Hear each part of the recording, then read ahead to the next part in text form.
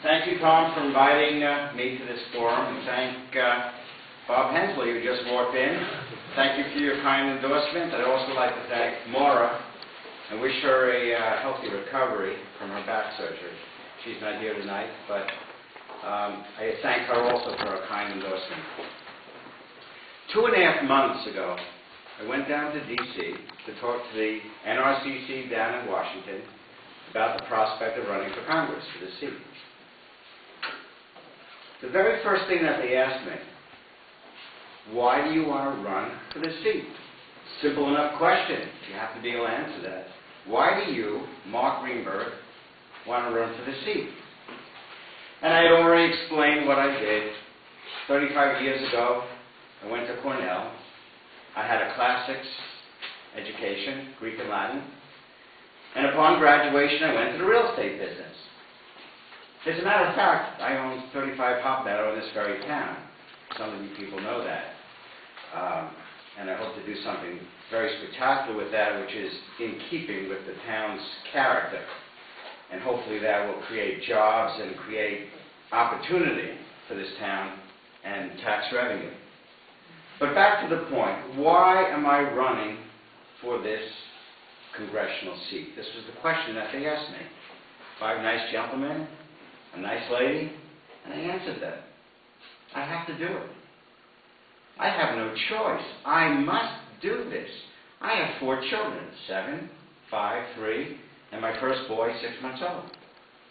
I have a responsibility to them and their friends and their generation to turn things around.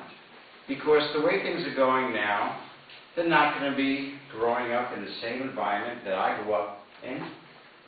When I grew up, when I started working 35 years ago, this was a land of opportunity. And I did very well. I did very well. And I'm not going to make excuses for how well I did. But I owe it again to my children and your children, your grandchildren, to put back a little that I got. Because the country is off the path. Seriously off the path. Government is too big. Government fails at nearly everything that they do, other than the military. Military, they do a good job of. But go down the list after that. It's a failure. Social Security is a failure as far as I'm concerned, because young people in this day and age, in my opinion, have very, very little prospects of getting back what they put into the system. And if they get back anything, they're getting back pennies on the dollar. Medicare, Medicaid, $89 billion in fraud last year. Deficit, $1.42 trillion. Year ended September 30th, 2009. Everett Dirksen, a great senator from Illinois, said $1 billion here, $1 billion there. Pretty soon you're talking about real bucks. That doesn't work anymore. Now he's going to have to say $1 trillion here, $1 trillion there. Pretty soon you're talking about real bucks. You know, there's a saying, you can't make it up. And what the government is doing and the path that they put us on, you can't make it up. Postal Service. Late. As a matter of fact, I just got a letter last week from Mark Cass, who's sitting back there. He lives in Cos Cob. And I looked at the postmark on it. It took 6 days to get from Cos Cob to Simsbury. Amazing. So the government tends to do a bad job of almost everything that they try to do. Should we trust them with health care? I don't think so. I don't think so. I'll give you a little story. This is very, very close to home. 3 days ago, friends of ours who live in Vancouver, it's a couple. She's a doctor. She practices in Vancouver. Her husband was in a hospital for 5 weeks waiting for a heart operation, a valve operation. He didn't get the permission in socialized medicine to get this operation. He died 3 days ago in the hospital. This is not the only story I've heard about that. My wife once was in Vancouver and she had an ectopic, a burst fallopian tube. Well, it took her 5 hours to get to the hospital in Vancouver, where the doctor whose husband just died was woken up from bed. The only doctor who was available to do this operation was woken up from bed at 10 o'clock at night. And under that system, at the time, begrudgingly came to the hospital and told me as I was waiting outside in the waiting room that had we not gotten there within that hour, that she would have gone into shock and died. That's the Canadian system. Do we want to give our medical delivery system to the government? I don't think so. I don't think so. Now, as I said, I've been in business for 35 years. I created jobs over those 35 years. I don't have rhetoric about creating jobs. I have a record of creating jobs. I balanced budget after budget for 35 years. Approximately 100 entities every year in my real estate company. I don't have rhetoric about balancing budgets. I balance budgets. So, my experience in business, I believe, is sorely needed in Washington.